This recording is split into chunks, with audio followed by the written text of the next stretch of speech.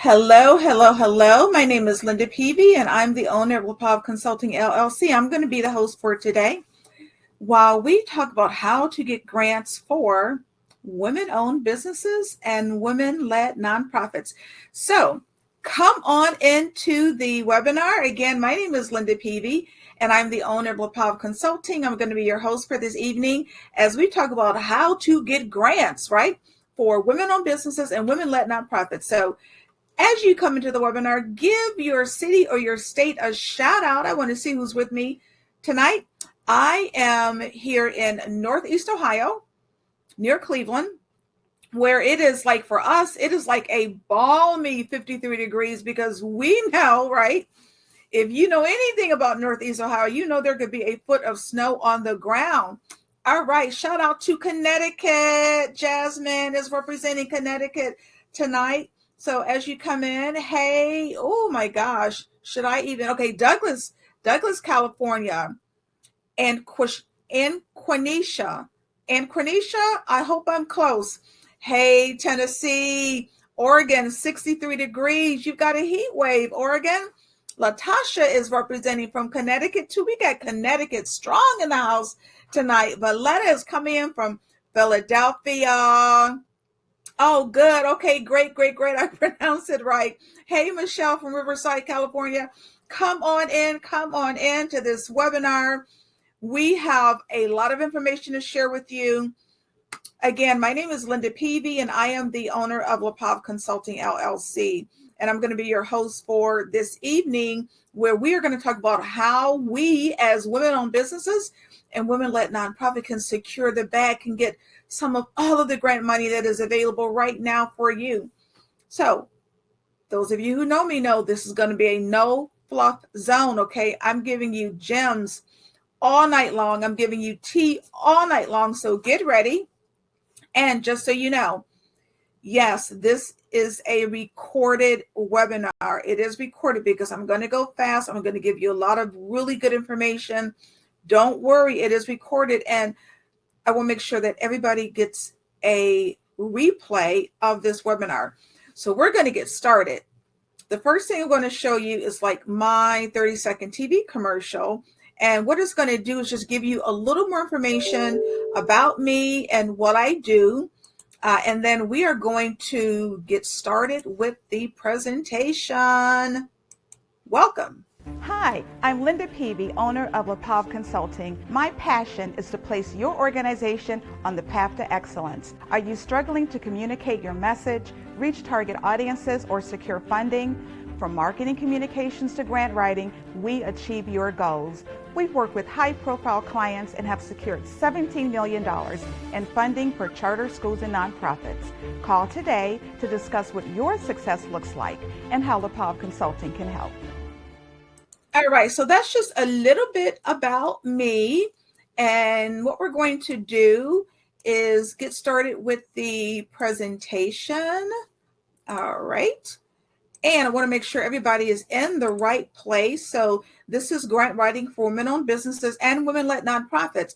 So this is my live 7 p.m. webinar. I was also live a little bit earlier today at noon. And so we are going to get started. Again, please, if you have questions, put them into the Q&A. I don't want anybody to go anywhere because once we're done, we're going to do a really in-depth Q&A. People know me. They know that I answer all the questions. So don't be scared. Put those questions in that Q&A, okay? Because we will get to them at the end of the webinar. All right, so we are ready to go. And again, yes, this is being recorded. So there's a lot of information for you, but don't worry, you are going to get the replay. A little bit more about me. They call me the Grants Queen. Why? Because yes, I have secured $17 million in funding for my clients. And I also write those requests for proposals. I've been hired to score applications. I help organizations to create partnerships. And yes, I have been the executive director of a nonprofit. This is the 15th year, however, of me owning LaPav Consulting. So I'm very, very happy about that. But I've also been the ED of a nonprofit, so I know where you are. So let me know if you are a nonprofit, or if you are a for-profit, or what I've been seeing lately are for-profits creating nonprofits, right? So maybe you're both. So let me know who's with me in the chat. Are you a for-profit or a nonprofit, or maybe you are both? Okay. So a little bit more about my journey to getting to the opportunity where I was able to raise $17 million for my clients, right? I was the publishing executive for a publishing house in Pennsylvania, served there for well over 10 years, and I got hurt. I had to come back home, literally in a wheelchair because I couldn't stand, I couldn't walk, and I couldn't work. And then 2 years later, after I recovered, I found myself without a job. It didn't matter that I had over 20 years of experience. I didn't have a job because I had all of this experience in publishing, and it didn't convert, right? So people thought, okay, no, we're going to pass on her. And so I decided to start my own company. I started LaPav Consulting, and this is my 15th year. So I see, wow, we have a lot of boats. We have some nonprofits, we have for-profits, we have a lot of organizations, right? A lot of for-profits that maybe have started a nonprofit. So what you need to know is that it doesn't matter if you're a for-profit or a nonprofit, this information is for you, okay? And so what did I do? I started LaPav Consulting. And for me, it was out of necessity. So let me know, for you for-profits, like, was it a dream of yours to become an entrepreneur? Or maybe like me, it was out of necessity because you like to eat, right? You needed a roof over your head. So let me know if it was a dream of yours, put it in the chat, or if maybe like me, it was really out of necessity. So I started LaPav Consulting. One of my first jobs was to be a contract executive director of a nonprofit, right? So I've been in your shoes for you nonprofits. And guess what? Literally, like the first week where I was serving, I was called into the board of directors office. And I was told that I had to write a grant to literally save my job, right? Which meant saving the organization. And isn't it often that we as women are called in to like either save a project or save a program, or sometimes in this instance, save the entire organization? So give me a shout out, give me a yes if you know where I've been, if you've been in those same shoes where literally so many times as women, we're called in to save the day. And that's exactly what I had to do. But you know what? I did it. I learned how to write grants, and I was able to save the job of the ED and thus the nonprofit. But you know what I learned? I learned that there is a process to this, right?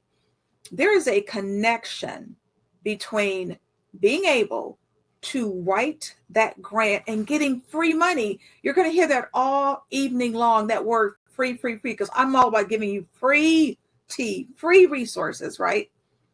There is a process between writing the grant and securing the money. And that's what we're going to talk about this evening. We're going to talk about, yes, Jasmine, saving other people's, you know what? Absolutely. We're called to do it as women all the time, right? And so what are we going to cover? We're going to talk about why this class is important. We're going to talk about the 3 keys to funding, the philanthropic landscape, which is important right now, grant basics, preparing to write. What do you write? How do you write it? How do you attract the funder that is wanting to give you money, right? And then if we have time, we'll talk about some bid proposals, but we'll also talk about really how do you get noticed amongst a sea of grant applications, right? And then don't go anywhere, because I have for you a surprise at the end, right? And I have a list of available funding right now for women-owned businesses and women-led nonprofits. So don't go anywhere. Why this class? Look, we know that as women entrepreneurs and leaders of nonprofits that we need help with funding, but you know what? Why does it always have to be loans, right? There's free money available. Grant writing is a skill though, right? And it can be very costly. There are grants available. This is free money for you, but there's a process to getting it. And if you hire a grant writer, I'm a professional grant writer. There's a difference, let me tell you, between someone who writes grants and a professional grant writer. Okay, so professional grant writers, at my skill level, we charge anywhere between $100 to $200 an hour, right, to write grants. But you can learn this skill and do it yourself, right? Because at the end of the day, no one can tell your story better than you, right? And you can learn this skill, right? So that you can place your organization in the best position to secure what? Some of all of this free grant money that is available. But you know what? You need to know the process, and that is what I am here to show you. Now, two different incidents completely changed the landscape of philanthropy. One was COVID-19. What happened, right? You know, so many small businesses went under. And so foundations and your major corporations said, we have to do something, because guess what? Small businesses are the backbone of this country's economy. And so there were so many small businesses going under, and so many women-owned businesses, right, going under, that the foundations and the major corporations said, we're going to do something about this. We're going to create free grant funding that's earmarked for women-owned businesses and women-led nonprofits. And I can tell you, I've been doing this for 15 years. I have never seen the amount of money that is available right now for women-owned businesses, for profits. You know that when you thought of grants, you thought of, okay, that's something for nonprofits. But everything has changed now. And you as a for-profit, there's millions of dollars available to you. Now, some of it is COVID-19 money. So if you ever come across a COVID-19 grant, be sure to talk about how COVID-19 affected your business. Did you have to close? Did you have to lay off workers? Did you have to fire employees, right? Maybe you're starting back up. Just keep in mind, if you come across the COVID-19 funding, talk about how you were affected by COVID-19. So COVID-19 was one instance. And the next was the George Floyd incident, right? So when George Floyd was murdered, once again, foundations, right, and major corporations said, we have to do something, right? We have to do something to address racial injustice in this country. And because both of those entities had large pools of money at their disposal, what did? They said, you know what? We're going to create grant money, free grant money. We're going to earmark that money for, once again, small businesses, minority small businesses, including women-owned businesses, right, who are somehow addressing racial injustice, what we call DEI, diversity, equity, and inclusion, or any socially conscious causes. Maybe you're helping the homeless, right? Maybe you're helping those who are living below the federal poverty line. But what it meant was that, once again, you had grant money, free money available for profits as well as nonprofit organizations.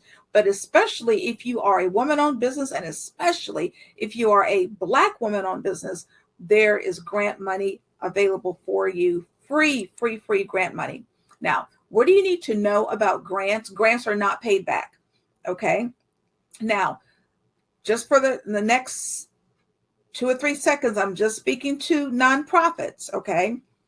If you are a nonprofit, you need your 501c3 if you're going to get grant money. Why? Because foundations want you to have the 501c3 as a nonprofit. What is it? That's the tax-exempt charitable organization designation. It can only be given to you by the IRS. I've seen some scammers out here trying to say they can get people their 501c3. That's only coming from the Internal Revenue Service, right?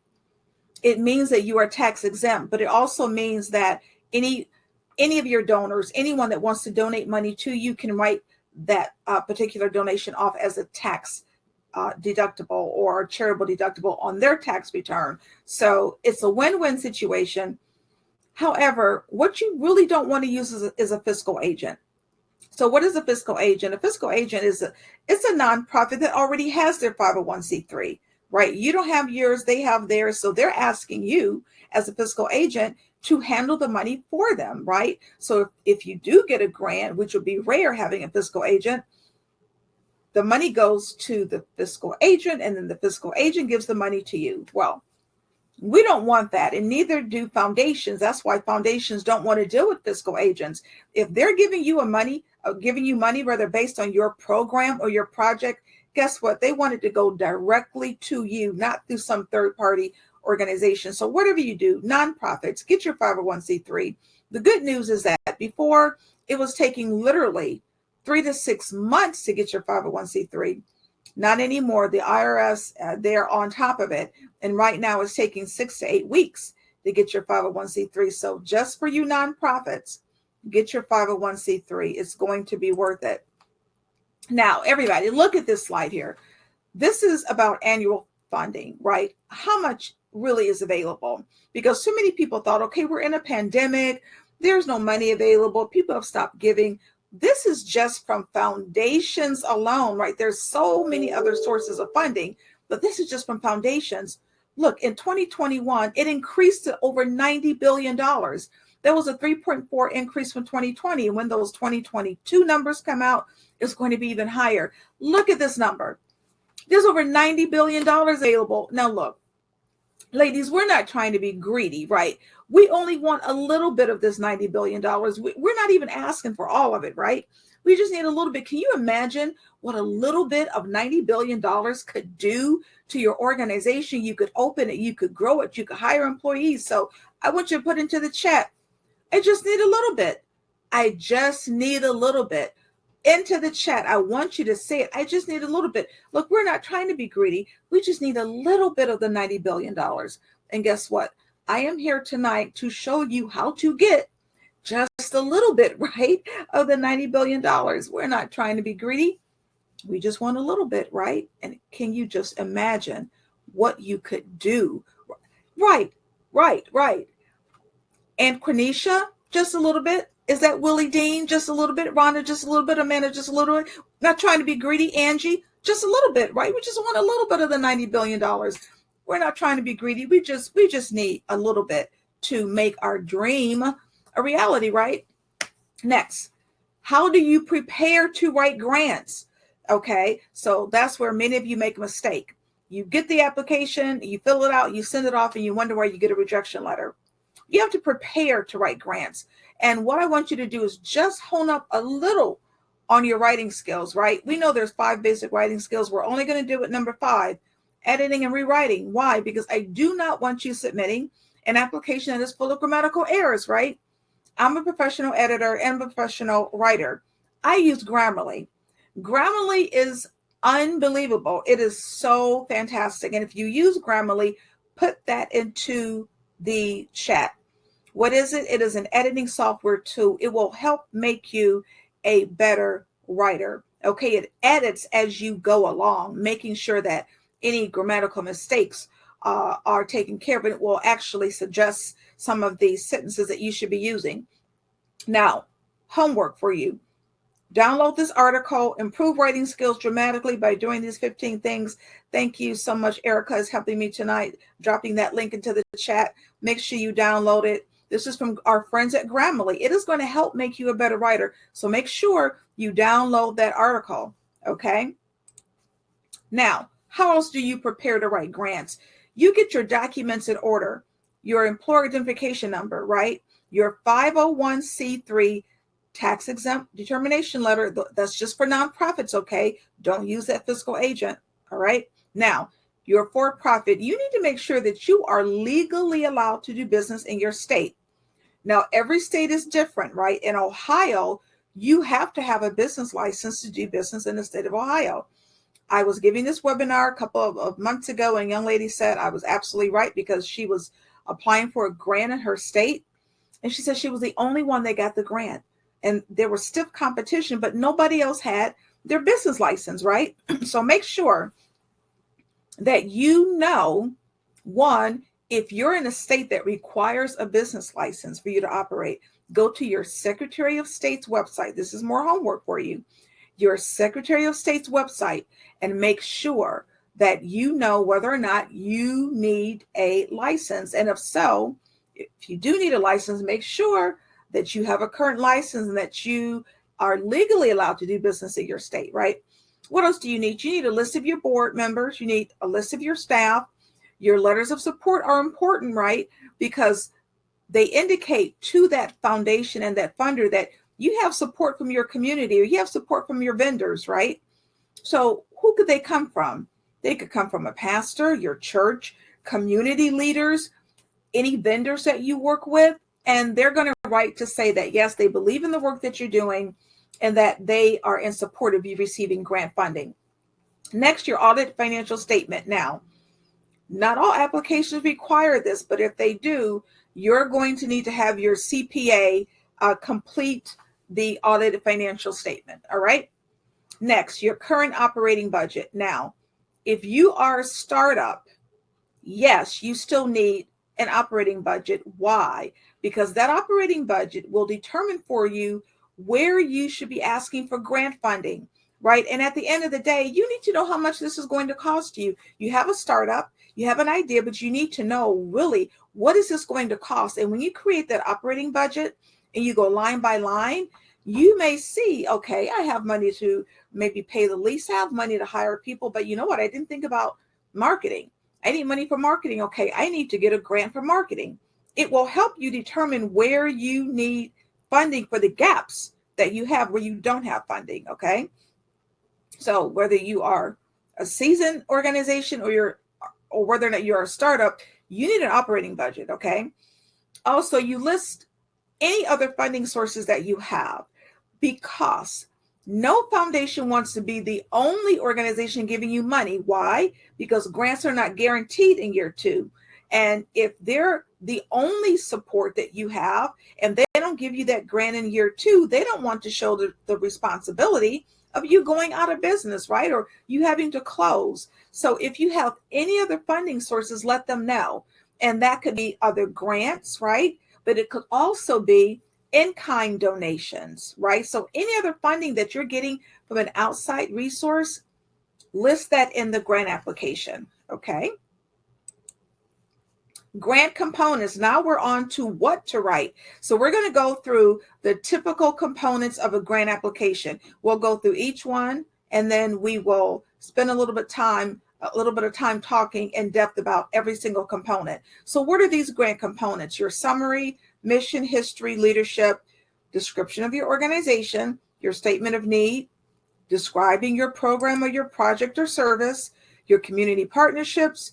Here we're talking about results, your outputs, your outcomes, and your impact. Those are results.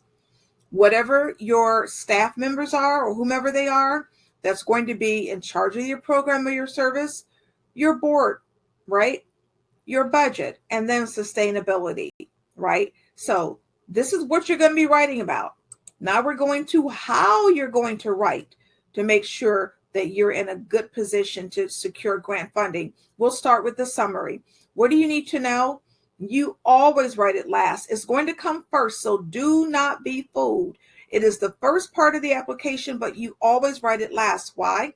Because it's going to include the most compelling components of that grant application, because it's the first section that they're going to read. So you want to make sure you have the best of the best in that summary.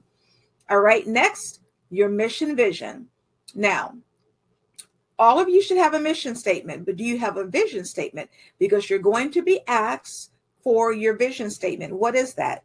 That's what you would like to have happen in the future if you are implementing and realizing your mission statement. So if you are realizing your mission statement, you're implementing your mission statement, your vision is what you would like to have happen in the future. What is the mission? That's what you're doing right now. Those are your aims and your goals, right? So more homework. If you don't have a vision statement, write your vision statement. Now, why is the mission statement important? Because that's how you're going to find your funder. You need to align your mission with the mission of the funder. So if you are focused on K through 12 education, you want to make sure that somewhere in the mission statement of the funder that they also are interested in providing funds to organizations that have K through 12 programs. So you have to align that mission, right? This is really important. This is how you find a funder who would want to be able to give you funding. Okay. Next, history. What you need to know, even if you are new, that every organization has a history. I get this question a lot. A lot of the new organizations are saying, well, I don't have a history. I'm brand new. No, no, no, no, no. Think about what was the impetus for you starting your organization, because that is a part of the history of that organization. And I always like to use the example of the retired principal. She's starting a tutoring organization. She was a principal of a high school, 9th through 12th graders, right? And she knew that they were consistently underperforming in reading and math. So after she retired, she wanted to start a tutoring organization. Well, it's new, so she may think, well, I don't have a history, but the impetus for her starting that tutoring organization was the time that she spent as a principal in high school. So she can utilize that experience and how she knew that these students were not performing at grade level. And when she retired, she wanted to do something about it. She wanted to address it. So she started the tutoring organization. So always think about what was the impetus for you starting the organization. Leadership, that's simply your executive leadership. That could be your CEO, your COO. What you need to know is that you always include your board as a part of your leadership. Okay, don't leave them out. Next, you're just describing your organization. But here, you are talking about your track record of working with whatever your target population is. And we'll talk about that in a few minutes. You want to talk about, like, what has been your success rates? What has been your success factors? Use data, right? How have you impacted the people that you serve, right? That's part of how you describe your organization. And that's really what sets you aside and apart from all of these other grant applications, right? You're going to fill your application with data as to how you've been successful and how you've been able to really impact those for whom you serve. Now, next we have a statement of need, and this is critical. Some of you may think, well, I just have an organization. I'm not solving a problem. There is always a problem, and you must address it in the grant application. What are you addressing? What problem are you trying to solve? And it doesn't matter who you are, what kind of organization you have, product or service based, you have to talk about how you are resolving an issue. I love to use the example of literally like a cupcake bakery, like a bakery that provides cupcakes and cookies and any type of sweets. You might think, well, it's a bakery. Like, what problem are they solving, right? Or maybe it's a vegan bakery and she's resolving the issue of people who want sweets, but they're vegan, right? Or maybe she wants to locate in a downtown community, right, where there's been other failed businesses. And once she's able to locate, she's going to be able to contribute to the economic, right, well-being of that community and the economic development of that community, right? So think about how you are addressing an issue. And also with that bakery, she wants to service businesses that are in that particular community. And so she can indicate, well, with these fabulous baked goods, she can help businesses to then, look good to their particular clients by providing these elaborate, phenomenal baked goods. Always think about how you are addressing an issue, right? In whatever you do, whatever service that you provide. Let's take a service industry company, career development, for example. Let's say you have a service provider and she's literally helping people who have been fired or maybe they quit their jobs. And she's helping them to determine, like, what direction will they take in their life? Do they want to go back to a 9-to-5? Maybe they want to become an entrepreneur. Well, that's a lot of talent, right? That's not in the job market. So she's helping to resolve the issue of these people being talented and not being able to use their services to help the economy, right? And that's a lot of talent that's not in the job market. So always think about what you're doing in terms of resolving an issue, because whatever that issue is what is going to connect you to your perfect funder, because that funder is going to share your passion in whatever that area of interest is going to be, right? So maybe it's career development, maybe it's restaurants, whatever it is, right?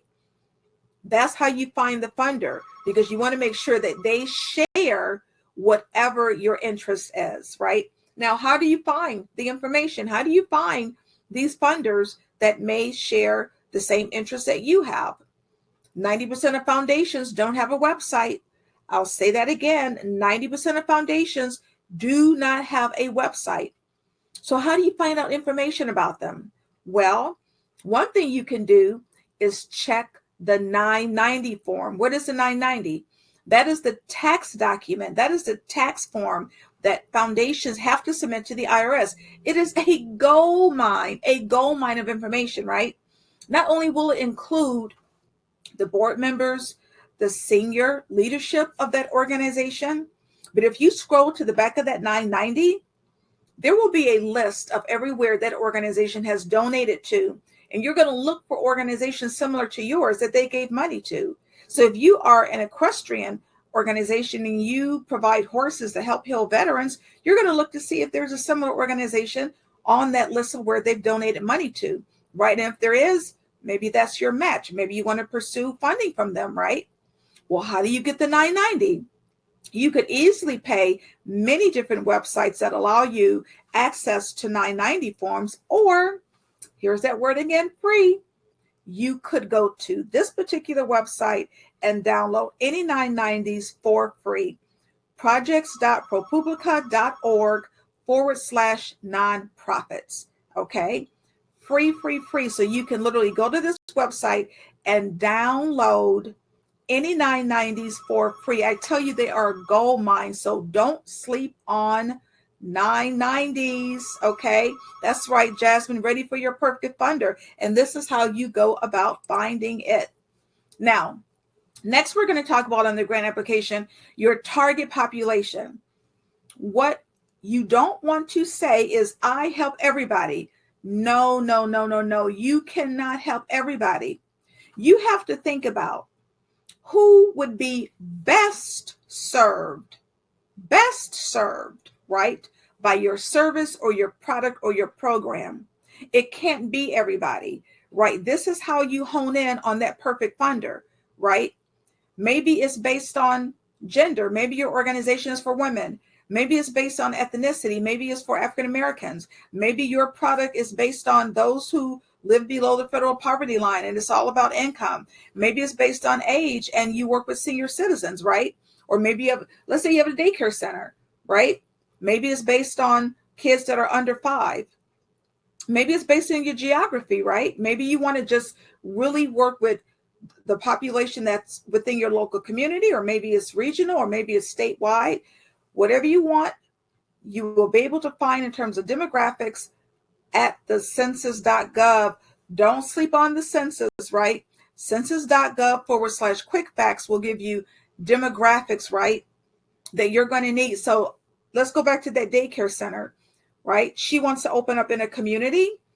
Well, the census quick facts will be able to give you the demographics of particular areas and how many children below the age of 5 live in that community, right? So if you want demographics, census.gov for sure. Now, what we're doing, we're really talking about telling your story, because at the end of the day, that grant application, you're selling your organization to the foundation or the funder. And you have to ask yourself, are you telling your story the best? But what you want to keep in mind, don't put yourself as the hero of that grant application. It is going to be who you serve. Why? Because that target population is where the transformation takes place, right? So let's think about those kids in the high school in grades 9 through 12, and they're using the tutoring program and they increase their math and their reading proficiency rates, right? Maybe they can now graduate from high school and go on to college or take a trade or join the armed services, right? The transformation occurs within them. Let's say you work with the homeless and you provide shelter for the homeless. Well, once that person has a shelter over their heads, right? Maybe they can get a job. Maybe they can go back to school. The transformation occurs within your target population, right? So you want to keep the focus on the target population as you write the grant narrative. At the end of the day, you have to ask yourself, did I tell my story the best on those grant applications that I completed? Did I show how I changed lives or changed the outcomes? You have to appeal to emotions, right? You want to use real examples, testimonials, case studies, right? And literally, this does not have to be hard. The best way to do this is through video. I can't tell you how many times I've sat in a meeting with the foundation director and we're talking, about the organization and who we serve. But oh my gosh, as soon as I show a video of a testimonial and real examples of how people's lives have been changed, you can see literally the change on their faces and how dedicated they are and how they're completely, involved in that video. If you have a website, you need to have testimonial videos on the homepage of your website. And it doesn't have to be expensive. Literally, everybody knows I'm an Android girl. But if you have that iPhone, it can be so simple. Literally, you can have them hold the phone and talk about how it was the best cupcake they've ever had in their life. And that video should be on your website. Now, another word about websites. I've heard so much misinformation about this. If you are seeking grants, you need a website.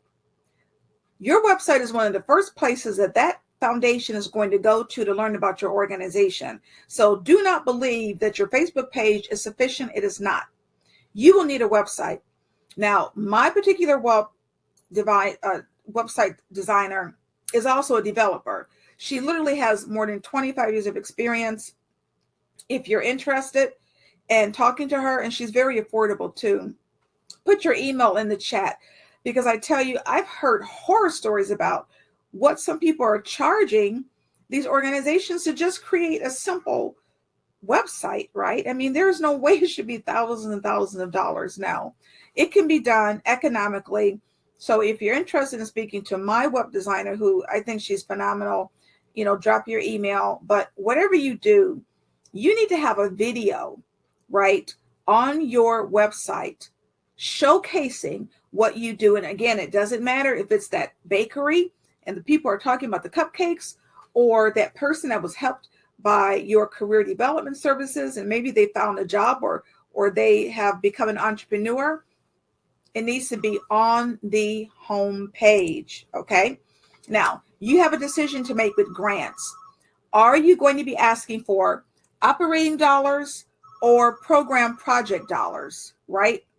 Here's the difference. Operating dollars means you get to decide where you place funding, right?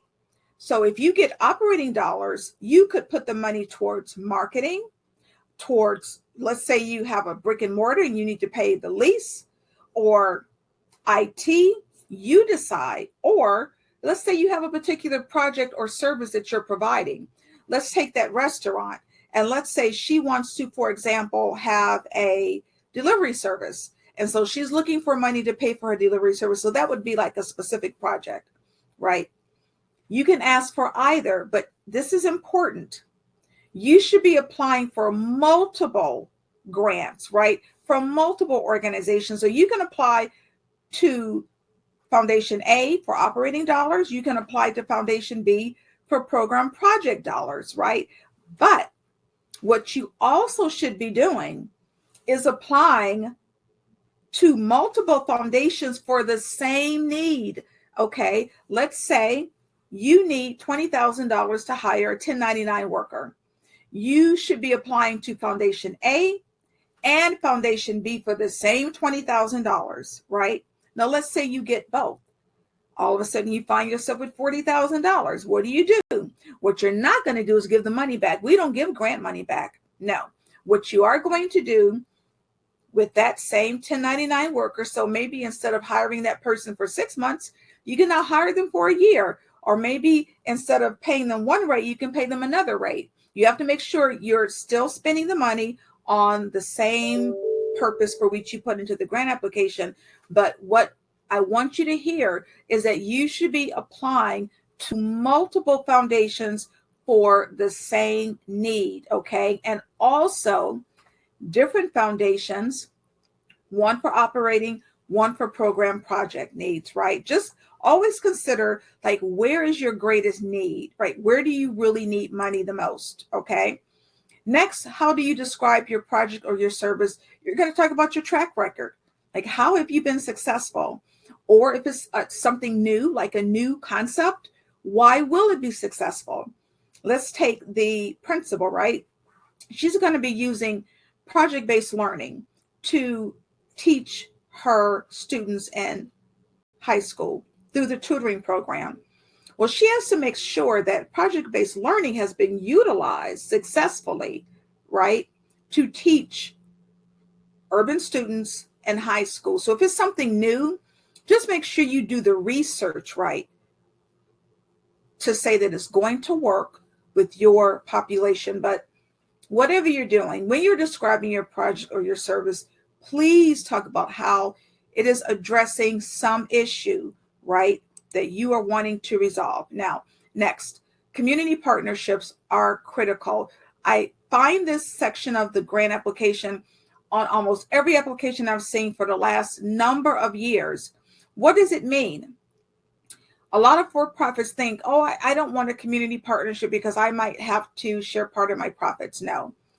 Community partnerships does not mean that there has to be some type of financial binding agreement, right? What are the other organizations in your area that you could partner with, right? And it could be for publicity purposes or for marketing, right? You can consider your third-party vendors as community partnerships. I'll give you an example of why this is so important, especially for new organizations or lesser known organizations. I was working on a grant years ago for a music program. They wanted to teach third graders the violin, right? This was an urban school. And we were partnering with the Cleveland Orchestra, like clearly one of the greatest orchestras in the world. And they were going to come to this school after school and teach violin to third graders. So if you can imagine this small school, this small urban school, partnering with this world-renowned organization. So look in your community, ladies, and find out, is there other organizations that I can partner with? Greek organizations, maybe other women-owned businesses, right? The why. That bakery that I mentioned to you, they're partnering with an event planner. And so in that bakery, they're going to pass out flyers for people who maybe want to have an event planner. And that event planner is not only going to utilize the bakery for her services, but she's also going to be passing out flyers that talk about the bakery. So there's many different ways that you can collaborate with other community partners where there's no money exchanging hands. But also, and this is something I want to mention briefly, you could write into your grant application, let's say you have an after school program, right? And you are tutoring kids after school. Well, I know in Ohio, anytime you have an after school program, you have to feed the kids, right? So let's say you have an after school program. Well, you can provide a contract to an organization that's going to be providing the food, right? And you're literally writing that amount of money right into the grant application. But it's going to be important, though, because that's another opportunity for you to have a community partner. So they become very important on grant applications. So now we're talking about results. How do you show a funder that you're going to have results if they give you the money? So outputs, outcomes, impact. This is about forecasting. I don't want you to be scared of the word forecasting, because all we're doing is laying out what you think your current and future results are going to be if you get the grant money. Now, some applications only ask for one, some ask for all three. So we're going to talk about all three: outputs, outcomes, and impact. And they really rely upon the other. So outputs, those are your immediate results. You give me the grant money, this is going to happen. Your outcomes, well, this is what happens maybe 6 months to a year down the road as a result of you giving me the money and me providing those immediate results. Impact, that takes a little bit longer, maybe a year down the road or 2 years down the road. This is what is going to happen as a result of the outcomes that happen as a result of the outputs. I'll give you an example to make it simple. A daycare center wanted $20,000 to open in a great area. She did a research, right? And she said in the grant application, if you give me $20,000, I'm going to be able to open and serve 100 families and 250 children immediately. Those are my immediate results, my outputs. Now, in 6 months, as a result of us opening in this great community and serving these families, we're going to be able to grow capacity to 40%, right? So we're going to grow by 40%, and we're going to be able to add 24/7 services. We're going to be open all the time, right? Now, as a result of us growing by 40% and being open 24/7, a year to 2 years down the road, this is what is going to happen. Well, 25% of our families will experience less stress. Why? Because we're open 24/7. And like, wouldn't you experience less stress if you could drop your kids off any time of the day? She's also going to input that 65% of children, the children that worked, or rather that was serviced in the daycare center, demonstrated improved behavior because they have a great educational program, right? And she's predicting that within 2 years, that daycare center will expand to 2 locations. So all you're doing is indicating in the application what you think will happen as a result of you getting the grant money. Now, next, we're going to talk about outcomes. And many of you know what SMART goals is. SMART goals are. You have to be able to list your goals in your grant application. This is really critical. While I take a sip. SMART goals are what? Specific, measurable, attainable, relevant, and timely, right? Now, you may have a goal, but maybe it's too broad. So this goal says, I want to reduce the poverty rate in Cleveland. Well, that's a massive goal. That's a huge goal. How do you change that into a SMART goal? You can say, I want to reduce the poverty rate by 5% in Cleveland for Hispanic children under the age of 5 within a 5-year time frame, right? So how did I change that goal into a SMART goal? I use data and statistics, and that's what you do, because you're going to have to submit SMART goals, not just goals. How do you assess whether or not you're successful in your program or your product is successful? I love surveys. I like SurveyMonkey. I like JotForm. The restaurant can have surveys, right, to those who are utilizing that delivery service to find out whether or not it's working. The retired principal can utilize the test scores of the students in reading and math to determine before and after the tutoring program whether or not it was successful. You have to talk about whatever your assessment tools are to determine whether or not you are meeting your mission and whether or not you are effective. Okay. Now, also, you want to include any information about who's leading your program or your organization or whatever your service is. And it may be you, but especially for you for-profits, because you probably have not updated your resume or your bio in years. More homework. You're going to need to update that bio and that resume, because that foundation wants to know who are you putting in charge of the program and what is your background. This is all about oversight. And then at the end of the day, accountability. So more homework. Make sure you update those bios and those resumes if you are going to be seeking grant funding. Now we're on to the budget. What do you need to know about the budget? Itemize your expenses in every area. If you need $50,000 for an executive director, don't just put $50,000, right? You need to determine and indicate in that budget, is $50,000 for how long? Is it for 6 months? Is it for a year, right? Is that a W-2 person? If so, you're going to need to put in benefits, right? So be specific, right? When you're talking about your expenses, and where do you be specific in the budget narrative? So your numbers go in the budget, but as you're explaining what they're for and how they're going to be used and how you're going to connect that money back to the goal of the program, all of that happens within the budget narrative. Now, sustainability, like this one is a fun one, because you're going to be asked, how are you going to sustain your program or your service or your project beyond, right, the year that you got the grant? Because we know grants are not guaranteed. And just because you get grant money in year 1 does not mean you're going to get grant money in year 2. So you're going to have to write in that application, how am I going to sustain this program in year 2? Have a little activity for you really quickly. Think about that high school, right? They got the $20,000 for the tutoring program. They got a grant in year 1, but they have to write in that application, if we don't get the $20,000 in year 2, we are still going to be able to pay for our tutoring program, right? Because I told you earlier that no foundation wants to believe that if they're not giving you money, you're just going to collapse, right? So I want you to think about a high school and put into the chat, this is a high school, right? They need to write into the grant application, how are they going to come up with money $20,000 in year 2 to pay for that tutoring program. So put into the chat. Let me see what you come up with. Think about it. Put into the chat now, really quickly into the chat. This is a high school.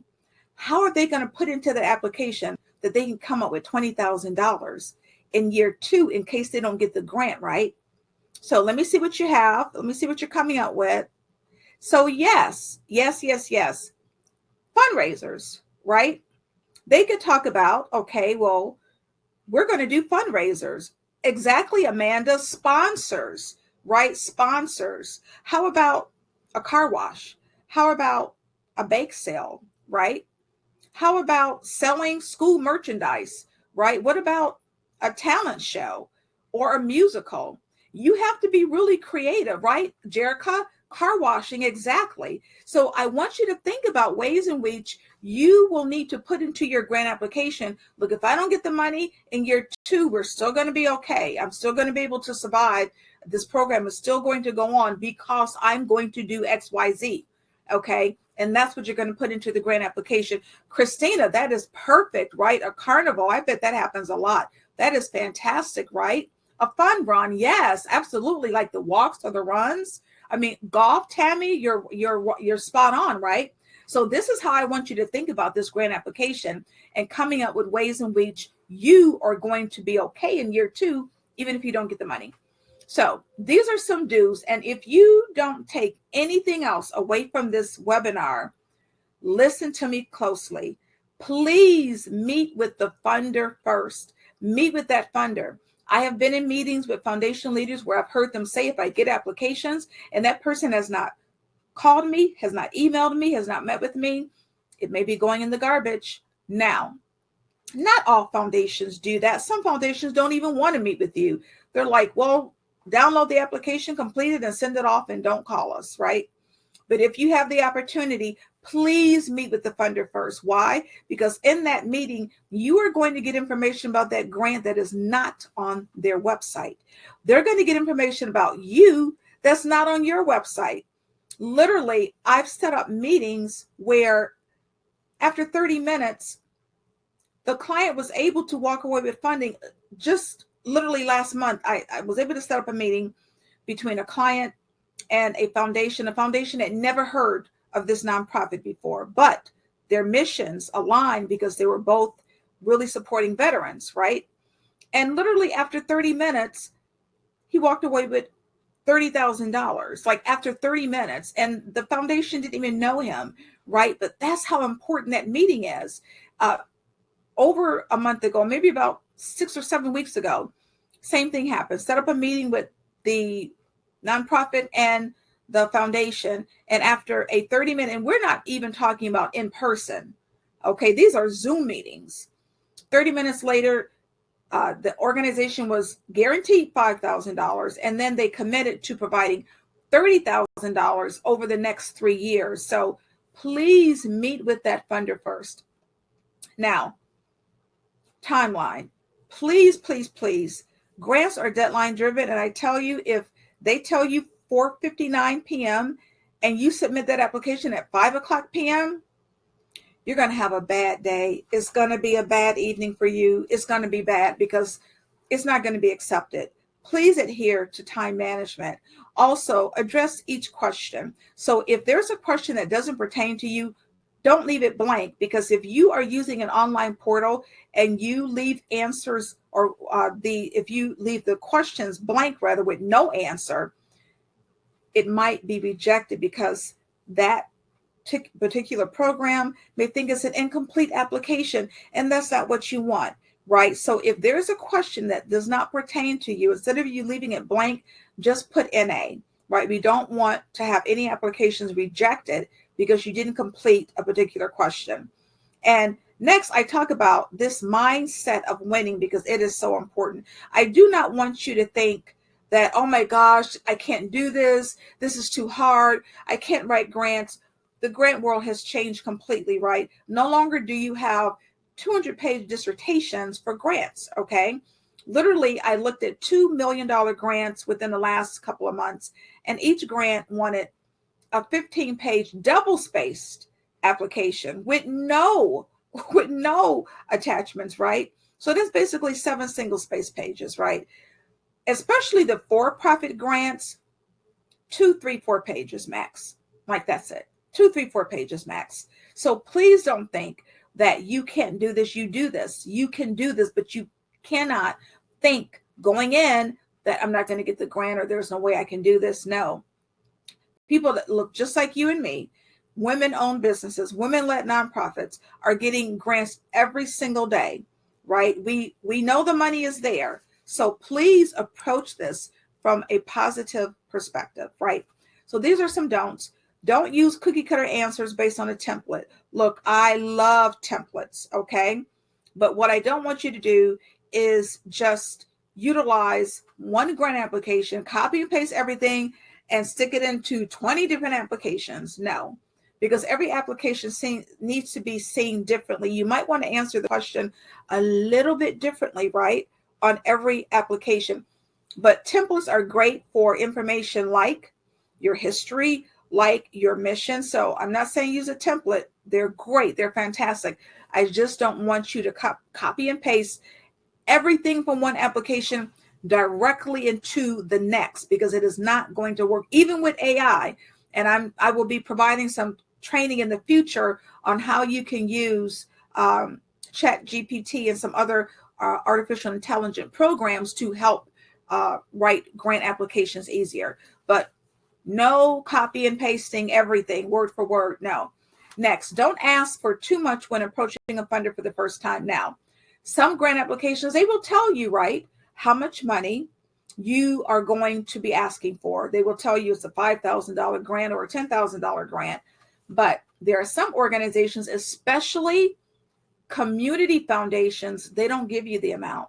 You have to tell them what you want. And when you do, don't go in asking for too much money. Don't go in asking for $100,000 because you're not going to get it. Because they don't know that you're a fiscally responsible steward of money, right? Be conservative the first time. I always recommend between $5,000 and $25,000 the first time you are approaching a funder. Okay, you'll have a much better chance of being approved. And last, of course, don't forget to edit. We love Grammarly. Now, I talked to you before about how important it is to meet with the funder. How are you going to meet with the funder? What do? You create a letter of introduction, right? This letter is going to include a description of your organization, the statement of need, whomever you're targeting, right? You're going to align those missions, make sure that your mission and what you are passionate about is aligned with the funder. You're not going to ask for any money in this letter. That's not what this letter is for. This letter is to get a meeting.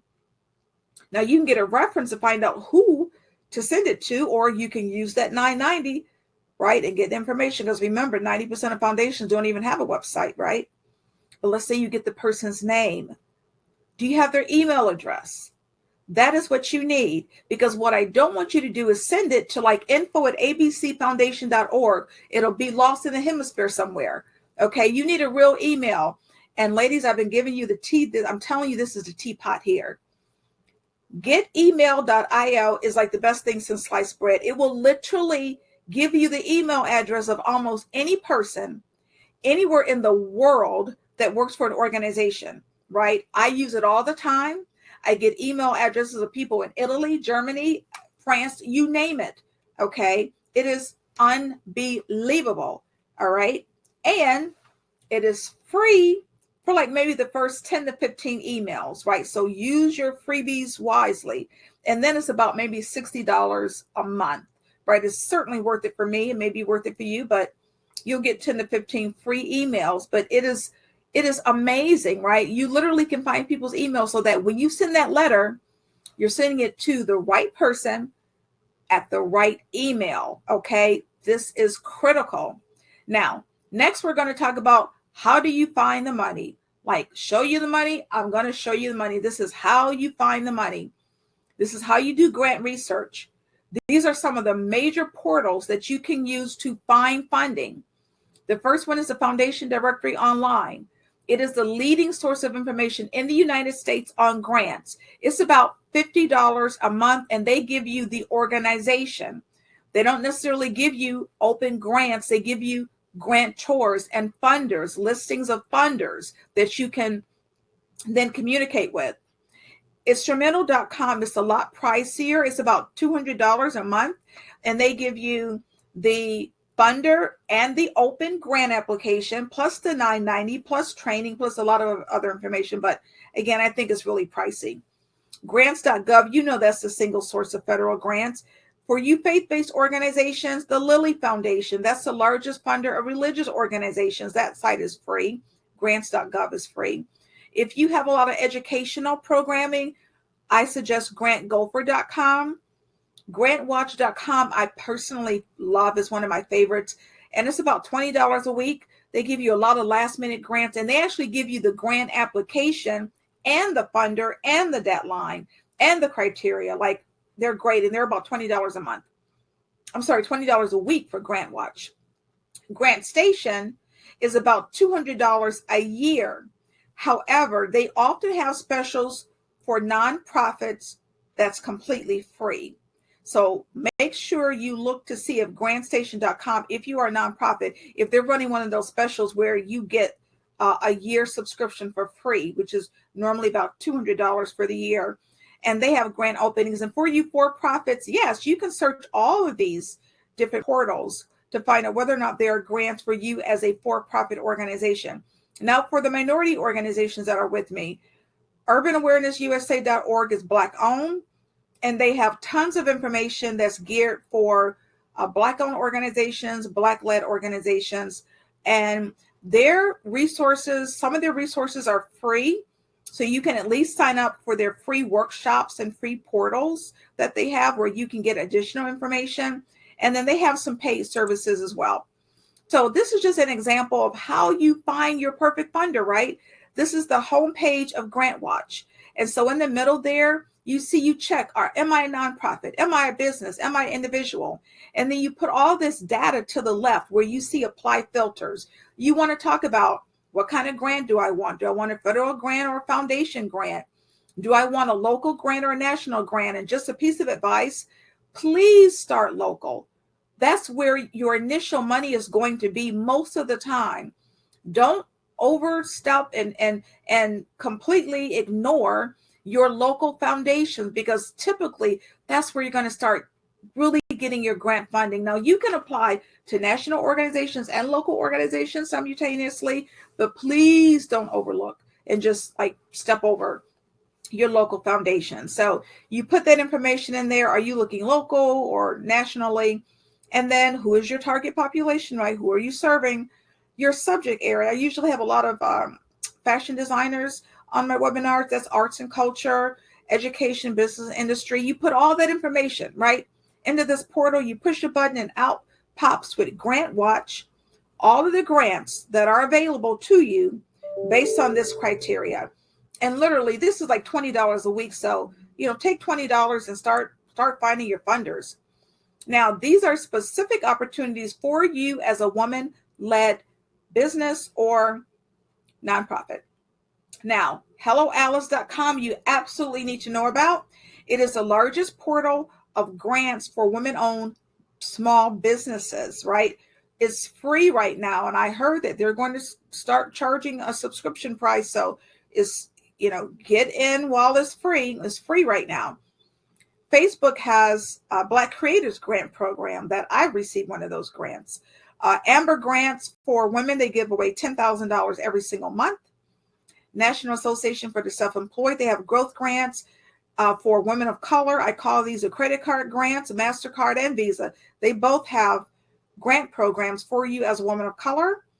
FedEx has a small business grant. Now, if you have like a nonprofit or for-profit and you are providing any type of wellness services or health-related services, Women's Sports Foundation is going to be for you. Grantsforwomen.org, you absolutely want to go there because they keep a list of grants for small businesses as well as nonprofits that are led by women. Now, maybe you don't want a grant. Maybe you want an angel investor. So 37angels.org is an organization of female angel investors, and all they do is invest in women-owned small businesses up to $150,000, ladies. That is a lot of money. All right. Tory Burch Foundation has a program. I Fund Women. They have a list of funds. Cartier, they have a women's initiative program. And for you startups, too many of you think because you're a startup, you can't get grant money. That is not true. InSile specializes in startups, right? So as a startup, there is money for you. And before I go to the next slide, I also want you to know you don't need employees to get grant funding. No, you don't, right? You don't need W-2 employees. You don't need 1099 employees. You could have an all-volunteer staff and get grant money. There are organizations that specialize in giving funding to very small, very tiny organizations, or those that have an all-volunteer staff. One that comes to the top of my head, and they're based in Texas, is the Amarillo Foundation, right? So they are for either small, I'm going to put this in here because it's not on the slide, small or volunteer only organization. So don't think because you don't have a large staff that you can't get grant funding. Oh, now really quickly, I want you to put into the chat, when you think of banks and money, what do you think about? Banks and money, banks and money, banks and money. What do you think about? Banks and money, banks and money. What do you think about? Banks and money. Tell me what you think about banks and money. Yes, you think about loans, right? Loans, credit, right? Well, did you know that banks are interest, Crystal, interest, right? Did you know that banks are some of the largest providers of grant money? Grant money, not loans, grant money. You have not been going to the appropriate personnel at banks. If you go to your branch manager, they're probably going to try to sell you a loan. If you go to the loan officer, they're probably going to try to sell you a bigger loan. Okay. You need to go to the vice president at that bank, typically of community investment or community development, right? And ask for grant funding, right? There was a young lady who was on my webinar late last year. She went and she found a bank that has a good footprint that had a good footprint in her area. That's what you want to do. You want to go to a bank that has a really good presence, a really good footprint in your area. Find who the VP is, right? Typically, vice president of community investment, again, economic development. Ask for grant funding, okay? Because again, banks are some of the largest providers of grants, right? Not just loans. You just haven't been going to the right person. Right. So many of you need to be able to network. So these are some of the organizations that I recommend you network with. Grants for Women, I told you about them. And some of you may be from the Women Helping Women Entrepreneurs Facebook group, which I'm in. And let me tell you, they have over 660,000 women entrepreneurs in that Facebook group. And it is phenomenal. Okay. So give yourself a shout out if you are coming here from the Women Helping Women Entrepreneurs Facebook group, over 660,000 women entrepreneurs. So please sign up to that group. The National Association of Women Business Owners. I'm a member of the Cleveland chapter of that particular organization. American Business Women's Association, the Female Entrepreneur Association. Oh, Aunt Cornisha, thank you so much for your support. I really do appreciate it. The Female Entrepreneur Association. Did you know that the SBA had an Office of Women's Business Ownership? I didn't. Ladies Who Launch has a grant that I believe is due sometime this month. Ladies Who Launch. The Women's Business Centers of Ohio, there's a similar organization that is literally supported through the SBA that should be in your area. So check that out, okay? First of all, don't go anywhere. Thank you so much for staying until the end. I have a surprise for you. We're going to do an in-depth Q&A. I saw a lot of questions. I'm going to get to every single one of them. But what I wanted to share with you is the fact that I've been writing grants. I've been securing this money for almost 15 years now. And I told you before, in the 15 years I've been doing this, I have never seen the amount of money available for women-owned businesses right now. And so what I wanted to do, I created a grant writing course that is simple, that will teach you how to get this money, because there's only so many people I can help writing one grant at a time. And as I mentioned to you before, you can do this. This is not like writing that 200-page dissertation. Okay, you can do this with my coaching. And I actually serve as a coach if you buy the course, because I want to give you this step-by-step path to funding. I want you to be impactful. I want you to fulfill your mission without always digging into your purse, or as my friends used to say, your pocketbook, okay? Or asking your family and friends for loans. Think about what you could do with a $20,000, $30,000, $50,000 grant. Why not use somebody else's money? Okay, use somebody else's money.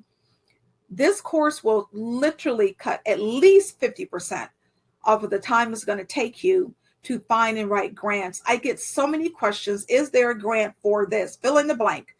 There is a grant for you if you know how to find the funder. And this is what I help you with. I give you the right method, right? But whatever you do, please don't do this alone. I cannot tell you how many horror stories I hear from people being scammed by somebody coming up to them and saying, give me $50, I'll write 3 grants for you. No. I literally daily now, I'm either hearing or reading of people being scammed, people saying they're going to write grants for them. They never write the grant. They never let them see the grant, right? I give you the best grant research techniques, right? I give you information on how to find a funder who literally wants to give you money. And we talk just a little bit about how to approach the funder. And you know, I'm going to teach you how to write every part of that narrative, right? And so the narratives that are in the course, they're actual grant examples, right? So they're literally grants that I wrote. They were all approved for money, and you get to see them. So if I'm asking you to write about your history, you have an example of how I wrote about a history and it won money. Right. So you get 12 modules, 35 lessons. And I know people learn differently. So every lesson starts with a video. People who are visual, I'm teaching you in a video. And then I give you the written lesson. And think about this. When you're writing, this should be exciting. You know, don't think that it's hard, because you're writing about something that you're passionate about, right? And I make it fun because I give you these fun, silly quizzes. And then I give you a workbook, right? And of course, I give you an example of every part of the grant application that there is. But I also do something that nobody else is doing. I give you a list of over 400 funders. I'm going to say that again because people don't believe me. You get a list.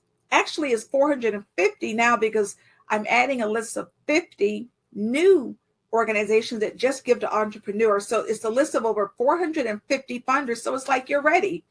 You're ready to get this money, right? Because I believe you're serious. I believe that's why you're on here now, because you need funding. And what I do is I support you. There are too many people who create these courses, and once you buy the course, you never see them again and they disappear. I created a private Facebook group. If anybody is in this Facebook group, give yourself a shout out, because I'm telling you, it is fire. I am so proud of the students who are in this Facebook group, because they help each other. If you have a grant application, you want somebody to review it for you, they'll say, I'll take a look at it for you. I'm in there all the time because I want to be able to support you, right? And in addition, I give you 1 hour of group coaching, 1 hour every month of group coaching. You are here at the perfect time, because my next group coaching session is Monday. Okay, so you could not have come at a better time. So what are we talking about in terms of the cost? I've had the course audited 3 times, right? The 12 modules and the 35 lessons, they're worth $3,549. The videos are worth $599. The 400 funders are worth $499. And I give you all of the workbooks, all of the planners. You know how important that grant tracker is. You have to keep abreast of who you're applying money from, and then what process you're in every single grant application. So what are we looking at? The course is audited and valued at $5,000. So my regular price is $997. But guess what? We're in Women's History Month. So I'm selling it for $497. People pay that for it. That's what the regular price is, but that is not what you're going to pay. You came on this webinar tonight because you needed help. I'm here to help you. People who know me know I'm a woman of faith. I'm a servant leader. I've spent my life helping people. You get this everything, the entire course for one payment of $247. That's it. People think this is a monthly payment. It is not a monthly payment. It is one payment of $247. You're one and done. That's it. And I'm doing something that people know I never do. I give you a chance to pay in two payments, right, of $137.50. So yes, you can make two payments of $135.50. And I don't drip my course. Some people drip their course like a little bit at a time. No, you get access to everything when you pay for it. Even if you pay the $137.50 and you make two payments, as soon as you make the first payment, you have access to everything. Now, this is important. If you're just making the one payment, you need that code, MAR22P, right? Because when you get to the portal, it'll say $497 because that's what people pay. You put in the code, it will immediately take $250 off of it. You'll get the course for $247. Now, if you decide to make two payments of $137.50, you don't even need a code. It's already built in. You don't need the code. But yes, ladies, you get 50% off, but it's only for 3 days, right? Because this course sells for $497. 3 days only. That's what it is. In 3 days, you'll be paying the $497. But I don't want you to pay the $497. I want you to pay the $247, right? Because it's a lot cheaper. And I'm a small business owner. I know stuff happens. I know life happens. I made sure that the course never expires. So I know, look, we buy things that we say we're going to start next week, and life happens and we don't start next week. That's why the course never expires and you go at your own pace. So you get everything. And at the end of those 12 modules, you are ready to start writing grants because I give you a list of over 450 funders. So you are truly, truly ready. This is all you get. I didn't even talk about the letter of inquiry piece of the application, the non-writing elements. I mean, everything you get, and you get examples of everything. Literally, there's no expiration date. You go at your own pace. It's $247. Yes, I'm doing it. It's Women's History Month. That's important. Use the code. You only have until Saturday to get the amount, to get the 50% off. And that's what I want you to have. And the last thing I want you to see is that if you're buying in and you go into the portal, you want to hit the $497 and then purchase and then put in the code. But if you want to make the two payments, just hit the drop down little arrow. You'll see the two payments. You can pay the $137.50. You don't need a code. So when you get to this page and you hit the $497, see where it says have a code?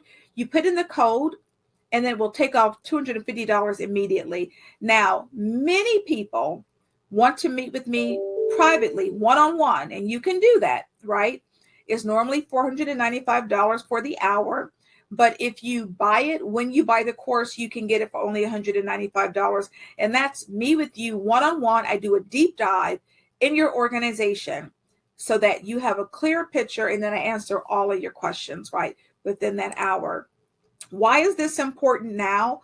Why is it important that you take this opportunity to learn how to write grants and to get grant funding right now?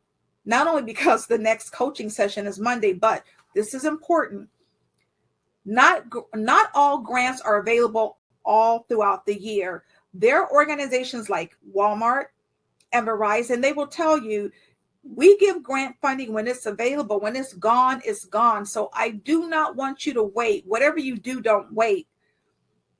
Don't be in the same place a month from now wondering, where are the funds? I heard there was grants. How did she get a grant? How did her organization get a grant? How did they get a grant? We know the grants are available. Come within a community of support, because again, I don't want anybody to be scammed. I want you to be able to be in a community where you can ask questions. And yes, I forgot to mention, it's tax deductible. So someone was asking about this earlier. This is an educational program. You get a certificate when you're done. So yes, you can write this off on your business taxes. And these are just some of the testimonials. Literally, I've gotten all of these within like the last month. I got this first testimonial yesterday, and literally it brought tears to my eyes. It really did. Paula said, I'm taking the course now. I love how you can go at your own pace, and the downloads are awesome. I can't believe we get all what we get for such a great price, and the videos are on point, as if she is talking directly to me one-to-one. This just meant the world to me. Now look at the other testimonials. People are getting money. Kelly wrote a grant within the last 2 months, $75,000 for her colleague, and then within the last month she got a grant for her, right? Quintina said that the course and culture has been an amazing experience, and that's what I want you to know. This is a safe space, and she just literally got her first grant award letter.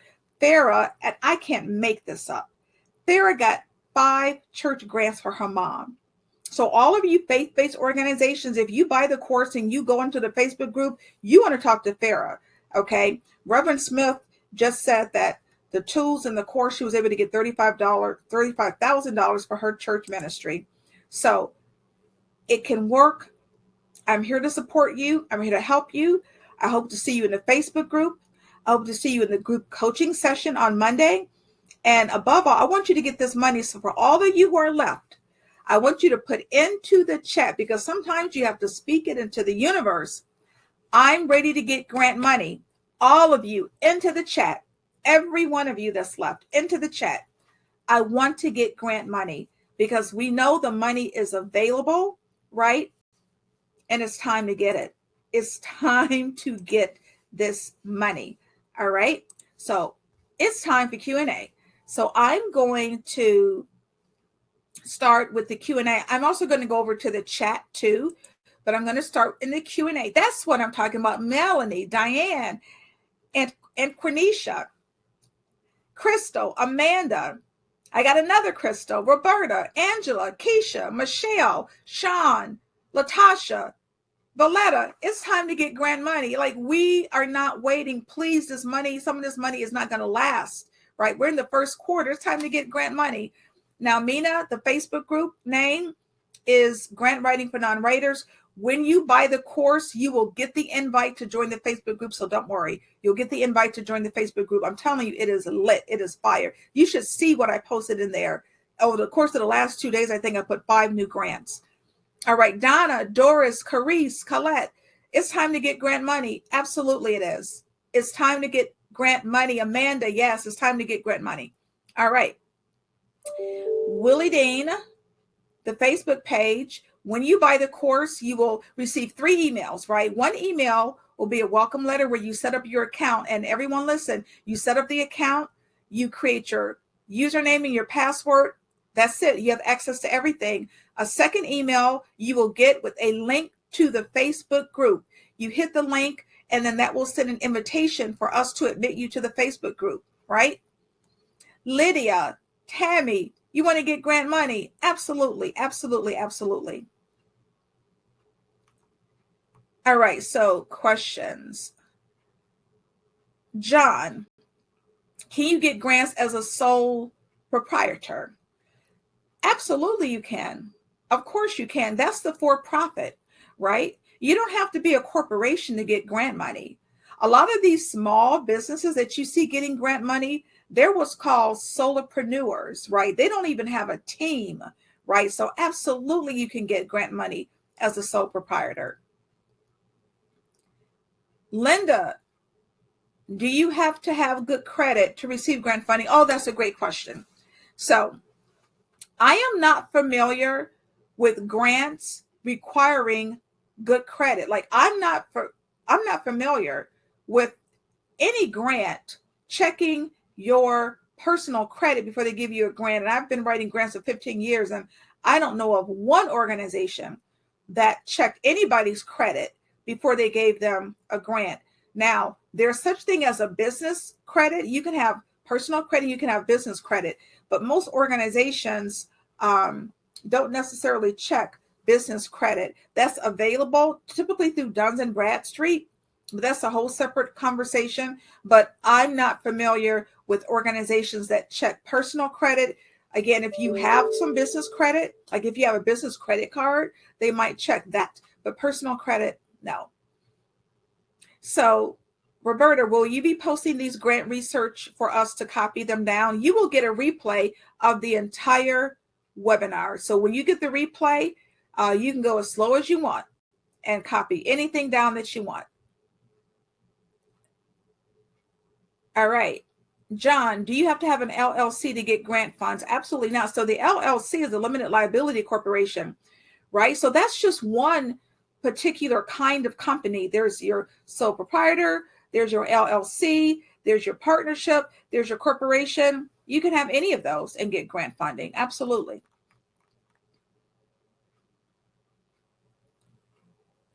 All right. So I think that's all of the questions in the Q&A. So yes, so people are, believe it or not, the $249 is not monthly. I know people are thinking it's monthly. No, it's one time. That's it. Literally, it's one time. You pay it one time. I'm giving you a gift, truly, because it really is a $5,000 course. And as you saw, people can't believe how much they get. They can't believe what they're getting for that amount. All right, I'm going to go to the chat because I saw questions in the chat, and I'm really trying to make sure I answer every single question on. So, okay, let me make sure that I'm getting to all of the questions. Which one was the free grant? So all grants are free. All grants are free money. Some local grants open to larger national grants. Perfect, Tammy. Yes. That's why I mentioned before the importance of starting local if you can, right? Because once you get grants under your belt, right, and you start applying for national grants and they know you got local grants, it's going to be a little easier. So please, please, please, don't just go for these huge national grants, right? Start local. Look for your local community foundation. That's one of the first things you should be doing, is looking for your local community foundation to find out whether or not they give grants, and they should be giving grants. Okay, let's see what other questions we have. So Veronica says, that is true. I've been talking to the banks and they gave me the information that I needed. See, I'm telling you, people think banks are just for loans. Banks are some of the largest providers of grants, free money in the country. You have to know who to talk to. All right. Oh, Amanda loves the Facebook group. Amanda is a student.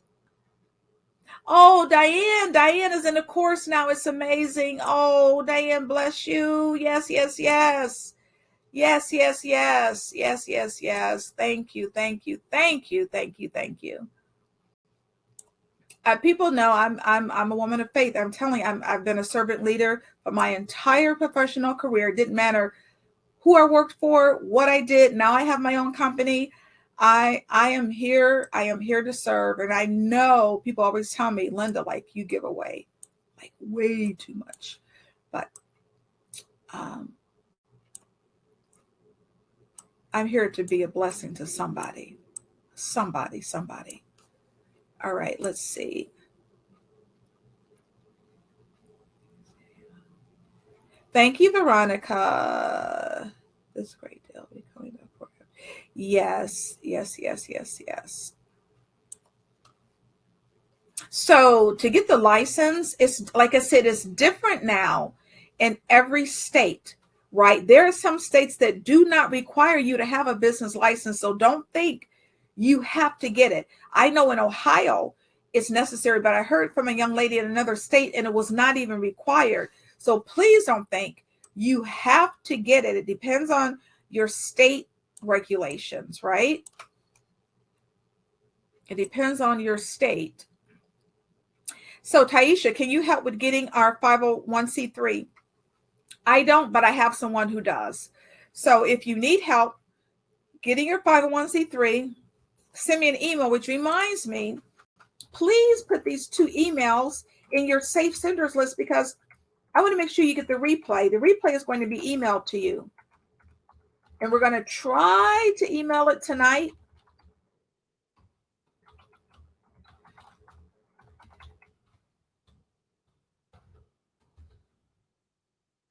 those 2 emails in your safe email list. You will probably get your replay late tonight. All right. So Taisha, send me an email to either one of those email addresses, and I will connect you with a person that helps organizations get 501c3s. All right. I have an LLC. Can I get grants? And do you need Duns and Bradstreet number for grants? So, okay, that's a lengthy question, but it's a lengthy answer, but I'm going to make it quick. Yes, you can get a grant as an LLC. So you're probably speaking of the DUNS number. Yes, as a business, you should have a DUNS number. As a for-profit, you should have a DUNS number. However, okay, if you're looking for government grants, the DUNS number was replaced by another universal identifier, right? So the DUNS numbers aren't used anymore.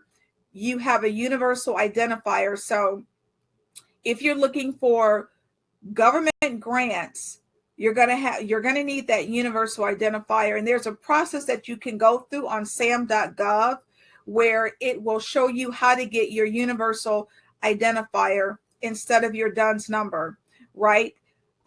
So some of these organizations ask for DUNS numbers, like not the federal grants, but just your other typical foundational grants, right? And your other corporate grants. What they're going to ask you for more than anything else is your employer identification number that you have to have, right? But a lot of these grants don't even ask you for a DUNS number. All right. So my grant would be a little different. I want to open a banquet hall and do conferences. Is it possible? Yes, May, is possible, but it really depends on what are you using the banquet hall for, right? Are you using the banquet hall for maybe meetings of nonprofits in the organizations or rather in the community?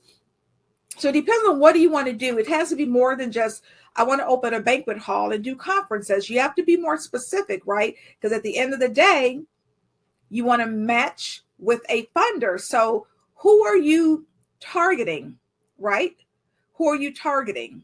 You want to do conferences for whom? The banquet hall is going to be used for what? Are you going to focus on weddings? Are you going to focus on, larger events, right? So it depends on what do you want to do with the banquet hall and what do you want to do with the conference. But some of the for-profit grants, it doesn't matter, right? It doesn't even matter. You're a for-profit, you're a woman-owned business. That's what they give funding to. So a lot of it just depends. Okay, Melanie.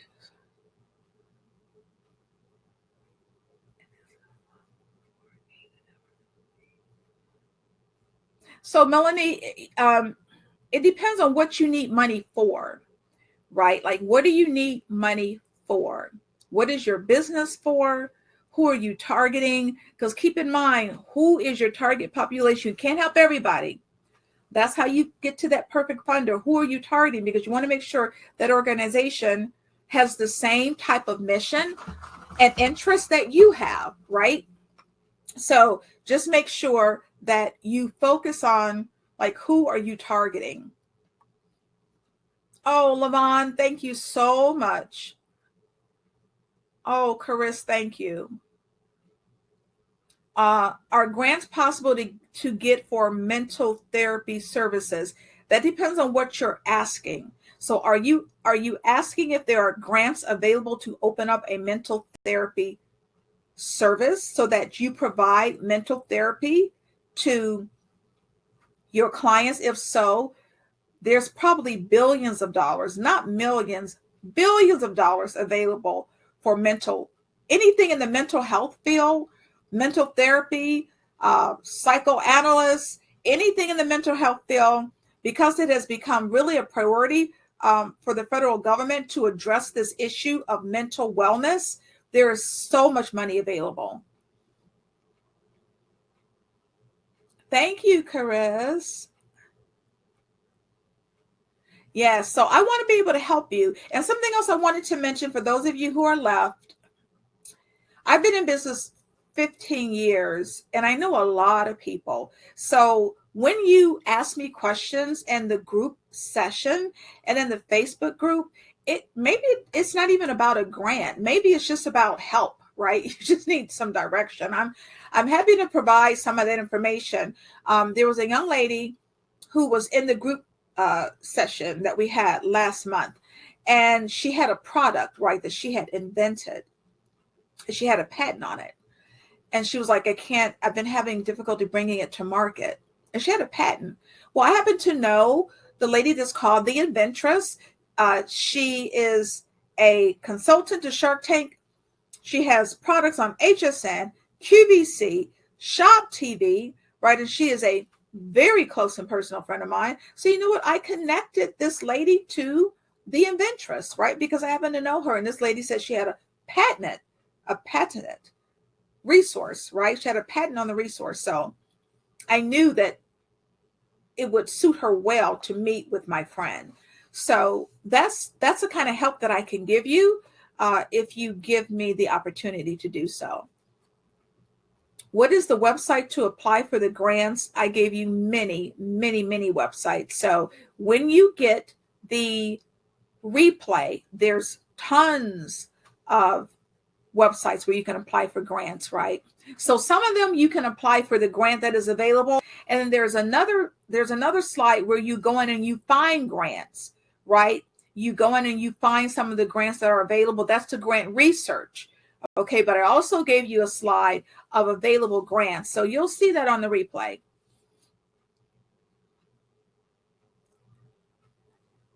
Oh, thank you, Amanda. Oh, yeah. So Amanda was ready. Amanda bought the course. Amanda wasn't kidding. Like, who else is for real? Because Amanda was not kidding. Amanda bought the course. Thank you. I look forward to seeing you in the Facebook group. I look forward to seeing you in the group coaching session that's Monday. So you will get an email with the replay, and we're going to try to send that email out tonight. If not tonight, tomorrow morning, but you should get it tonight. It will have a link to the replay in it. Okay. All right. So I think I am done. I think I've answered all of the questions that you have. Let me just go back one more time and make sure. All right. Okay. Yes, it is a great deal. It's a crazy deal.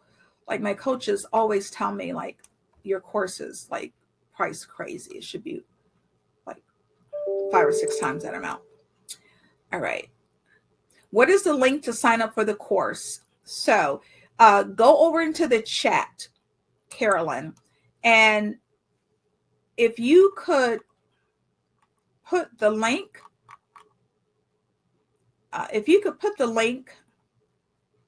Erica, into the chat, because I don't see it recently. There it is. So she just put the link to buy the course into the chat. Okay.